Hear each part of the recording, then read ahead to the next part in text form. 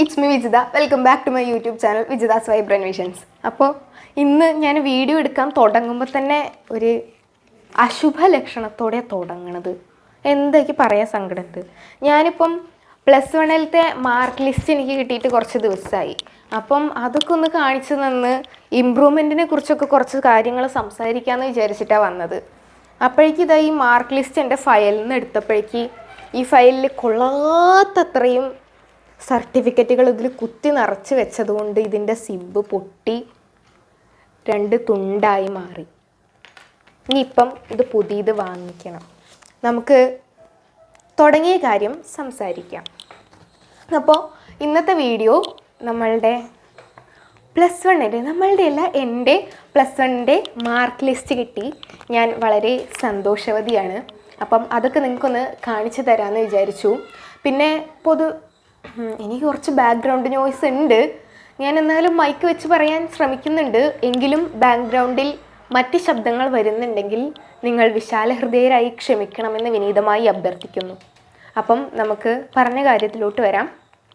+1 റിസൾട്ടൊക്കെ നമുക്ക് വന്നിട്ട് എപ്പോഴോ വന്നതാണല്ലോ. പക്ഷേ മാർക്ക് ലിസ്റ്റ് ഇങ്ങനെ +1 കഴിഞ്ഞ മാർക്ക് ലിസ്റ്റ് +2 കഴിയുന്നതിൻ്റെ മുന്നേ ഇങ്ങനെ +1 മാർക്ക് ലിസ്റ്റ് ആയിട്ട് ഇങ്ങനെ കിട്ടും എന്നുള്ളത് ഞാൻ വിചാരിച്ചിട്ടുണ്ടായിരുന്നില്ല. +1 +2 മാർക്ക് ലിസ്റ്റ് ഒന്നിച്ച് കിട്ടുന്നതാണ് ഞാൻ വിചാരിച്ചിട്ടുണ്ടായിരുന്നത്.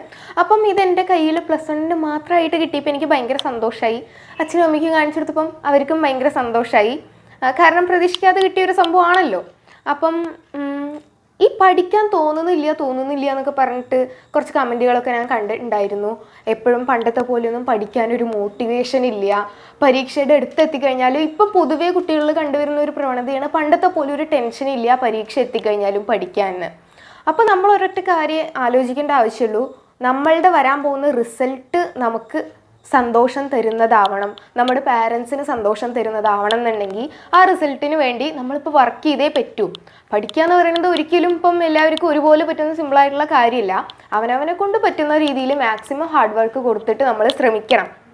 അപ്പം അതിൻ്റേതായിട്ടുള്ള റിസൾട്ട് എന്തായാലും നമുക്ക് കാണാൻ കഴിയും. അപ്പോൾ എൻ്റെ +1 മാർക്സ് വരുന്നത് ഇതൊക്കെയാണ്. ഞാൻ ഹ്യൂമാനിറ്റീസാണ്. കുറേ പേര് പിന്നെയും ഏതാ കോഴ്സ് എന്ന് ചോദിക്കുന്നുണ്ട്. കുറേ വീഡിയോസിൽ, ഓൾമോസ്റ്റ് എല്ലാ വീഡിയോസിലും ഞാൻ പറയുന്നുണ്ട് ഞാനിപ്പോൾ പഠിക്കുന്നത് +2 ഹ്യൂമാനിറ്റീസാണ്. ഇതെൻ്റെ +1 ഹ്യൂമാനിറ്റീസിൻ്റെ റിസൾട്ടാണ്. ഇംഗ്ലീഷിൽ 100ൽ 91 മാർക്ക്. ഹിന്ദിയാണ് എൻ്റെ സെക്കൻഡ് ലാംഗ്വേജ്, അതിൽ 100ൽ 100 മാർക്ക്. ഹിസ്റ്ററിയിൽ 100ൽ 96 മാർക്ക്. എക്കണോമിക്സിൽ 100ൽ 96 മാർക്ക്. പൊളിറ്റിക്കൽ സയൻസിൽ 100ൽ 100 മാർക്ക്. ജോഗ്രഫിയിൽ 80ൽ 72 മാർക്ക്. അപ്പോൾ ഇതാ കാണുന്നുണ്ടെന്ന് വിചാരിക്കുന്നു. ഇതാണ് എൻ്റെ മാർക്കുകൾ. അപ്പോൾ ഈ മാർക്ക് ലിസ്റ്റ് അങ്ങോട്ട് കറക്റ്റ് കൊടുക്കുന്ന ദിവസം ഞാൻ ഉണ്ടായിരുന്നില്ല സ്കൂളിൽ. അപ്പോൾ 2-3 ദിവസം ബാക്കിയുള്ള കുട്ടികൾക്ക് കിട്ടി, 2-3 ദിവസം കഴിഞ്ഞിട്ടൊക്കെ കിട്ടിയത്. എന്നാലും ഭയങ്കര ഒരു സന്തോഷം. ആ ഒരു അവസാന നിമിഷം നമ്മളൊക്കെ ഭയങ്കര ടെൻഷൻ അടിച്ച് പഠിച്ചത് ഈ ഒരു ലെവലിലേക്ക് എത്തിയതിൻ്റെ ആ ഒരു സന്തോഷം എനിക്ക് വളരെ നന്നായിട്ടുണ്ട്. എങ്കിലും ചെറിയൊരു ഡിസപ്പോയിൻമെൻ്റ് ഉണ്ട്. ഒന്നും കൂടി ശ്രദ്ധിച്ചിട്ടുണ്ടെങ്കിൽ ഈ 72, 96 എന്നുള്ളതൊക്കെ ഒരു 80ലേക്കും 100ലേക്കും എത്തിക്കാമായിരുന്നു. പക്ഷേ കഴിഞ്ഞ കാര്യങ്ങളെക്കുറിച്ച് ഇനി നമ്മൾ പറഞ്ഞിട്ട് കാര്യമില്ലല്ലോ. അപ്പോഴാണ് ഇമ്പ്രൂവ്മെൻറ്റ് ചെയ്യണ്ടോയെന്നൊക്കെ എൻ്റെ അടുത്ത് ടീച്ചേഴ്സും ചോദിച്ചിട്ടുണ്ടായിരുന്നു. ഈ കുറച്ച് നമുക്ക് മാർക്ക് കൂടുന്ന ടൈമിൽ പെർസെൻറ്റേജ് കൂടുമല്ലോ. അപ്പോൾ എന്തായാലും ഞാൻ ചെയ്യുന്നില്ല എന്ന് തന്നെയാണ് പറഞ്ഞിട്ടുണ്ടായിരുന്നത്. കാരണം എൻ്റെ വീട്ടിൽ നിന്നും അമ്മ അച്ഛനൊക്കെ പറഞ്ഞിട്ടുണ്ടായിരുന്നത് ഇമ്പ്രൂവ്മെൻ്റ് ഒന്നും ചെയ്യേണ്ട കാര്യം നോക്കുക വേണ്ട. കാരണം ഒരു വർഷം തന്നെ നമ്മൾ ഇതൊക്കെ പഠിച്ചെടുക്കുക എന്ന് പറയുന്നത് അത്ര എളുപ്പമുള്ള കാര്യമില്ല. അപ്പോൾ രണ്ടാമത് +2 പഠിക്കുന്നതിൻ്റെ കൂടി ഇമ്പ്രൂവ്മെൻറ്റിന് പഠിക്കുക എന്ന് പറയുന്നത് വളരെ ബുദ്ധിമുട്ടുള്ള കാര്യമാണ്. അപ്പോൾ അങ്ങനെ പഠിക്കുന്ന ഒരുപാട് കൂട്ടുകാർ എനിക്കിപ്പോഴും ഉണ്ട്. നിങ്ങളിൽ പലരും പഠിച്ചുകൊണ്ടിരിക്കുന്നവരുണ്ടാവും. അപ്പോൾ ഇമ്പ്രൂവ്മെൻറ്റ് നമ്മളങ്ങനെ പഠിക്കുകയാണ് എന്നുണ്ടെങ്കിൽ ഭയങ്കര സിസ്റ്റമാറ്റിക് ആയിട്ട് പ്ലാൻ ചെയ്ത് പഠിച്ചില്ല എന്നുണ്ടെങ്കിൽ +2 കൂടി നമ്മുടെ കയ്യിൽ നിന്ന് പോകും എന്നുള്ള അവസ്ഥയാണ്.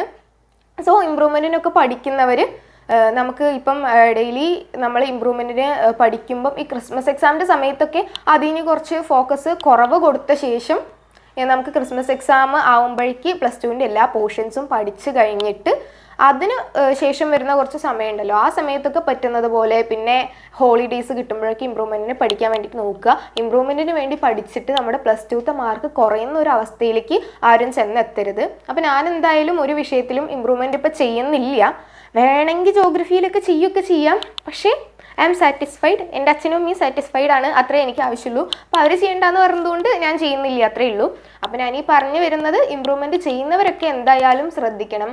മാക്സിമം അവസാന നിമിഷമാണെങ്കിൽ നമുക്ക് കുറച്ച് മാസം കൂടിയേ ഉള്ളൂ നമ്മളുടെ എക്സാമിനായിക്കോട്ടെ, നമ്മളുടെ +2 പബ്ലിക് എക്സാമിൻ്റെ ഇടയിൽ കൂടിയാണല്ലോ ഇമ്പ്രൂവ്മെൻറ്റിൻ്റെ എക്സാമൊക്കെ വന്നുകൊണ്ടിരിക്കുക, +1 എക്സാമൊക്കെ. അപ്പം വളരെ ശ്രദ്ധിക്കുക, നല്ല സിസ്റ്റമാറ്റിക് ആയിട്ട് പഠിക്കുക. അപ്പം ഇതിന് ഇമ്പ്രൂവ്മെൻറ്റിനും എല്ലാത്തിനും കൂടി പറ്റുന്ന സ്റ്റഡി ടൈം ടേബിളൊക്കെ ഞാൻ വരുന്ന വീഡിയോസിലായിട്ട് ഇടാം. അപ്പോൾ ഈ ഒരു മാർക്ക് ലിസ്റ്റ് നിങ്ങൾക്ക് കാണിച്ചു തരാൻ വേണ്ടിയിട്ടാണ് ഞാൻ ഓടി തിരക്കിട്ട് വന്നത്. അപ്പം നിങ്ങൾക്ക് ഇതുപോലുള്ള +1ൻ്റെ മാർക്ക് ലിസ്റ്റ് കിട്ടിയിട്ടുണ്ടോ എന്നുള്ള കാര്യങ്ങളൊക്കെ ഒന്ന് കമൻറ്റ് ബോക്സിൽ ഷെയർ ചെയ്യണേ. അപ്പോൾ ഓക്കെ, താങ്ക് യു, ബൈ.